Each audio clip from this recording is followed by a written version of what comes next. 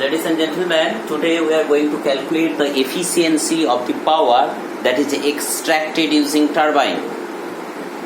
Okay, so some of the basic formula that we will consider here, that when there is a moving object and it is moving with the velocity of v and having the mass, the kinetic energy is half mv square, and energy per unit time is power. Another basic thing formula we will consider, the density is mass by volume, and we will also consider that before that we are considering this one as the incoming wind. This is the wind that is cutted by the turbine, and this is the velocity, V2 is the velocity of the air after passing through the turbine. Naturally, you can understand that V2 is less than V1. Why? The air that is striking the blade, after striking the blade, some of the kinetic energy is absorbed by the blades. Therefore, the outgoing velocity of the air is reduced. Another thing we will also calculate, that is, what is the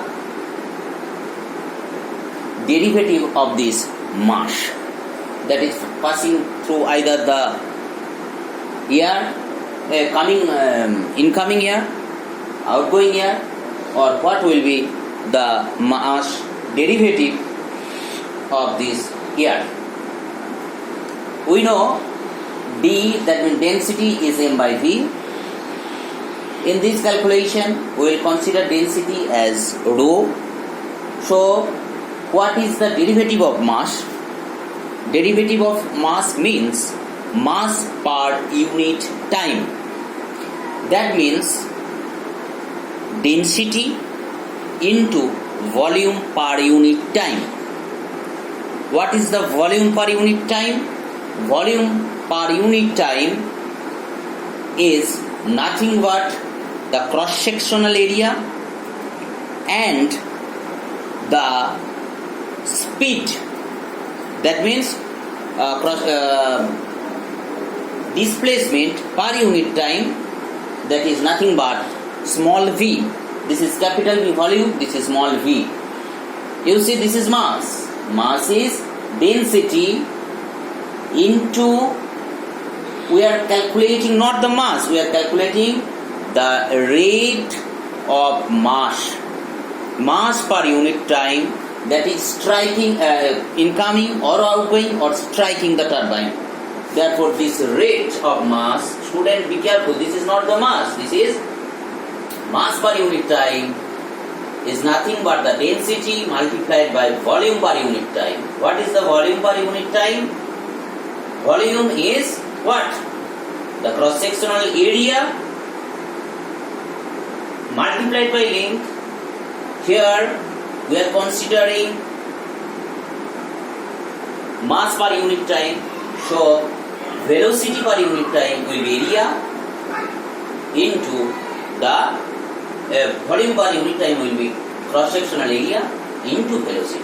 Therefore, rate of mass or derivative of mass is rho a v. And we also assume that this mass derivative, and this mass derivative are almost equal. That means if we consider density rho1 here and area a1 here, velocity v1 here, then rho1 a1 v1 equal to rho t at vt, rho 2 a2 v2, with the assumptions of notion of rho t at vt. Okay, so you can understand. We will also assume another assumption, that the velocity of the turbine is the average of v1 and v2, that means v1 plus v2 by 2. Now what is the kinetic energy that is within the incoming air? That is nothing but half m v1 square. Okay, half m v1 square. So what will be the power in the incoming air? That is half m v1 square multiplied divided by per unit time t. That means mass will be m dot. Rate of mass will be m dot, or mass per unit time will be m dot. And from this incoming, we know m dot is nothing but density into area. Here we are considering that A1, A2 and AT are almost same, and rho 1 is also same to rho 2.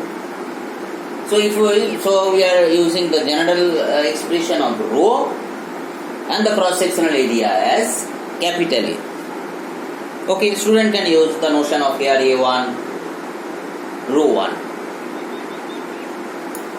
So what is the total power? Half rho A V1 using this formula, and V1 square, that is half rho A V1 cube. Okay, this is the incoming power. Whole the power is not extracted by the turbine. How much it is extracted? That is half m dot, as energy per unit time is power, half m dot into V1 square minus V2 square. Power in the incoming is half m1 dot V1 square, outgoing is half m dot V2 square. If we consider m dot is same, so taking the m dot common, we have got this expression half m dot by the turbine. We can write rho T AT Vt. And what we told at the initial, that we will consider that rho A are same throughout the process. Therefore, this AT/Vt is simply written as rho and A, and Vt. See, rho and A will be assumed similar, but Vt is written as V1 plus V2 by 2, as we told. It is the average. Therefore, so sorry if I tell that AT and velocity and area is common notion. Rather, area and the density is considered to be common notion, and the value are almost same, rho and A. And Vt is written as V1 plus V2 by 2. Therefore, we get turbine power 1 by 4 rho A, V1 minus V2 square, and V1 plus V2, as half is going here. Therefore, what is the efficiency of this whole process? That is power extracted by the turbine divided by total power. That is nothing but this power divided by this power, and we have got half 1 minus V2 square by V1 square plus 1 plus V2 by V1. Assuming V2 by V1 as A, we get the final expression as 1 half 1 plus A minus A square minus A cube. Now you see what will be the maximum frequency, maximum efficiency, or at what condition or at what ratio of V2 and V1 that will be maximum. For that, we will take the first order derivative of this efficiency factor with respect to this A. So let's see how it is coming, how much.